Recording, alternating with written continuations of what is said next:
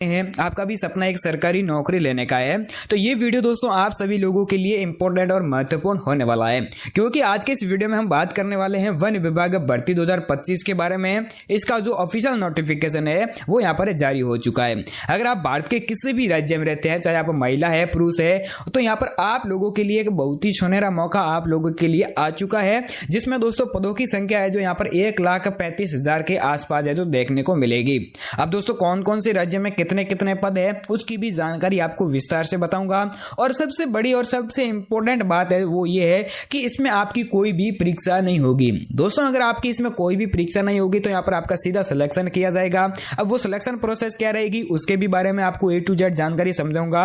और सबसे बड़ी बात यह है कि आपकी सैलरी क्या रहेगी।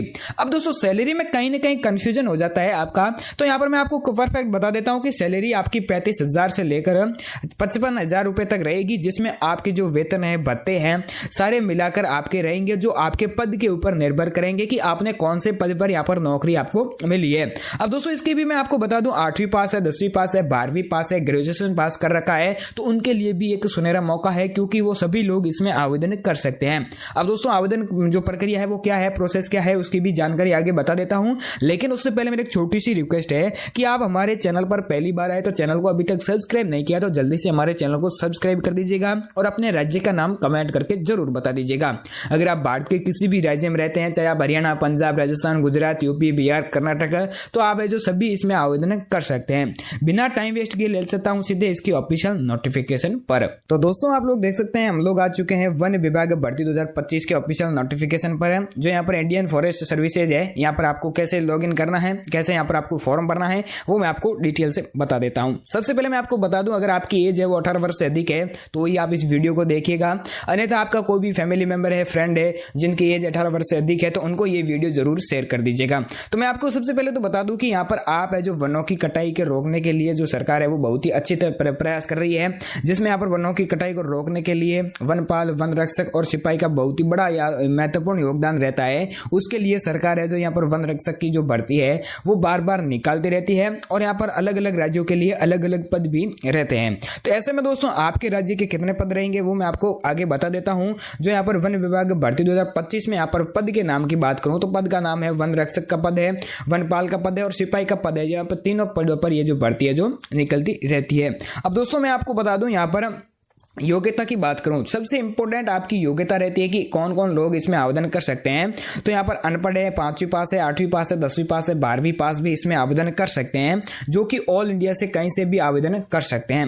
नोट में मैं आपको बता दूं वन बंपर भर्ती के पदों के लिए महिलाओं को विशेष प्रकार की छूट का प्रावधान रखा गया है, जिसमें यहाँ पर 1 लाख पदों से भी रोजगार समाचार पत्रों में भी प्रकाशित हो चुका है।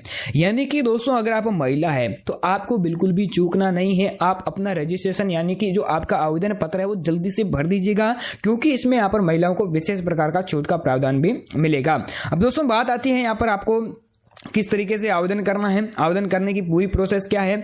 तो इस सभी उम्मीदवारों से निवेदन है कि अगर वह इस भर्ती की योग्यता को पूरा करते हैं तो अंतिम तिथि से पहले जरूर आवेदन कर लें।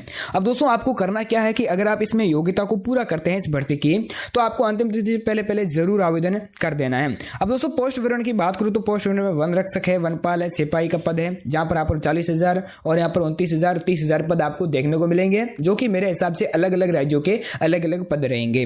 अब दोस्तों शैक्षणिक योग्यता की बात करूं तो शैक्षणिक योग्यता है जो 10वीं पास है, 12वीं पास है और 8वीं पास है, जो महिला और पुरुष दोनों के लिए रहने वाली है। यानी कि आप पुरुष है तो भी आवेदन कर सकते हैं, महिला है भी आवेदन कर सकती है, जिसके लिए यह योग्यता इंपॉर्टेंट होने वाली है।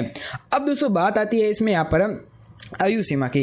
अब आयु सीमा में दोस्तों कई बार कंफ्यूजन हो जाता है कि कौन से पद के लिए कौन कौन आवेदन कर सकता है। अब दोस्तों वैसे देखा जाए तो यहाँ पर वनपाल के लिए 18 वर्ष से 35 वर्ष तक आयु सीमा रखी गई है और वन रक्षक की 18 से 20 वर्ष से 40 वर्ष तक रखी गई है।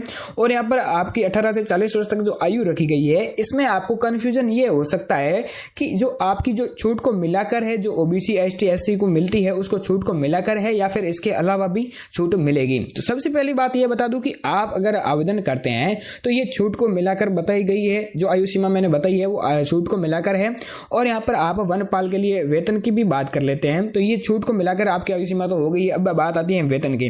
वेतन में दोस्तों यहाँ पर वनपाल के लिए 17,000 रुपए वेतन मिलेगा, वन रक्षक के लिए 22,000 और सिपाही के लिए 28,000 रुपए वेतन भी मिलेगा। अब दोस्तों यहाँ पर आवेदन शुल्क की मैं बात करूं तो आवेदन शुल्क आपको कैसे रहेगा, तो आवेदन शुल्क में आपको ये ध्यान रखना होगा कि आवेदन शुल्क है जो अलग अलग कैटेगरी के लिए अलग अलग रहता है, ये तो आपको ही पता होगा और मैं आपको बता भी देता हूं अगर आपको पता नहीं है तो।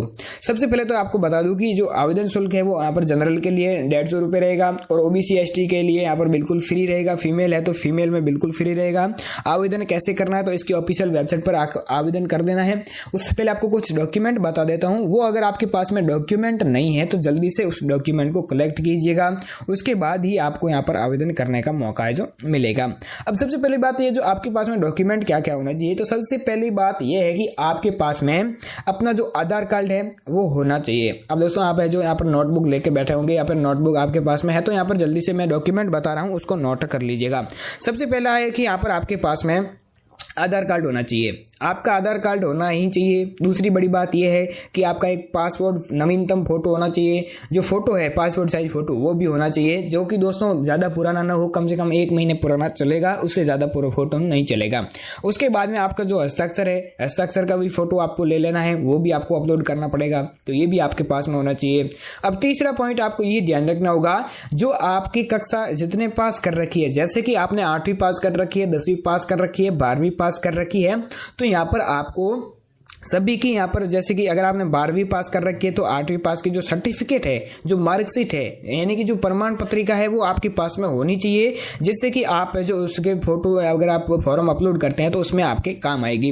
अब दोस्तों उसके बाद में ये होता है कि आपका जो जन्म प्रमाण पत्र है तो ठीक है, नहीं है तो आपका जो आय प्रमाण पत्र है, जो आय प्रमाण पत्र में ये साबित होगा कि आपकी सालाना आय कितनी है, उसके अनुसार भी आपको यहाँ पर नौकरी दे सकते हैं। तो ऐसे में आपका जो आय प्रमाण पत्र है वो भी आपके लिए इंपॉर्टेंट हो जाता है।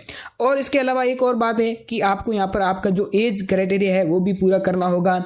अब दोस्तों मेन पॉइंट ये होता है कि कोई लोग हैं जो क्या करते हैं कि यहाँ पर आवेदन करते हैं, तो यहाँ पर जो मैं आपको बताऊं आवेदन करते समय बड़ी गलती ये कर देते हैं कि जो 10वीं पास है, जो 12वीं पास है, अब वो ये सोचता है कि 12वीं पास तो कर रखी तो मैं सभी पद के लिए आवेदन कर देता हूँ, तो वहां पर आपका फॉर्म सीधा रिजेक्ट होगा। अगर आपने 12वीं पास कर रखे तो आप 12वीं पास के लिए योग्यता है उसके लिए ही आवेदन कर सकते हैं।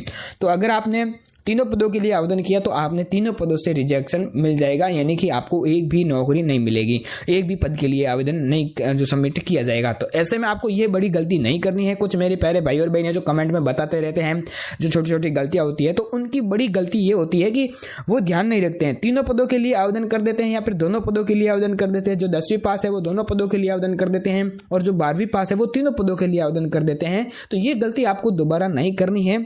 आपके मन में ये होना, ध्यान में होना, और ये आपको जानना जरूरी है, तो ये आप ध्यान में रखते हुए ही आवेदन कीजिएगा। और हमारे टेलीग्राम चैनल का लिंक है जो मैं डिस्क्रिप्शन में दे दूंगा, उससे ज्वाइन जरूर हो जाइएगा, क्योंकि वहाँ पर आपको छोटी छोटी इन्फॉर्मेशन मिलती रहेगी। तो चलिए मिलते हैं नेक्स्ट वीडियो में, तब तक के लिए जय हिंद, वंदे मातरम।